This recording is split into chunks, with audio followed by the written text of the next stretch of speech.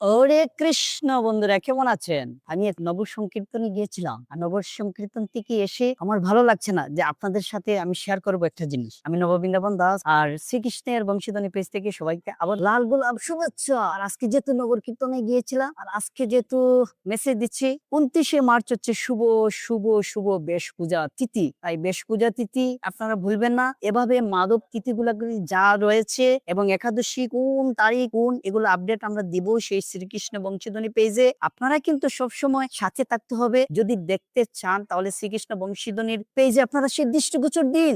শ্রীকৃষ্ণ বংশীধ্বনি হচ্ছে এটা একমাত্র হচ্ছে কৃষ্ণ কেন্দ্রিক ভাই বোনেরা। আপনারা অবশ্যই শ্রীকৃষ্ণ বংশীধ্বনি পেজে আপনার দৃষ্টিগোচর দেন। কখন কি হচ্ছে বা ভগবানের তিথি বা মাধব তিথি বা একাদশী তিথি দ্বাদশী তিথি কখন উপবাস থাকতে হবে কখন উপবাস থাকতে হবে না সেটুকু আমরা প্রতিদিন আমরা আপলোড করব। তাই আবারও বলছি যে এগুলো যদি পেতে চান তাহলে অবশ্যই শ্রীকৃষ্ণ বংশীধ্বনি পেজে আপনারা লাইক, কমেন্ট, শেয়ার দিতে বলবেন আর বিশেষ ফলো দিতে ভুলবেন না। সাথে থাকুন আমরাও আপনাদের সাথে রয়েছি।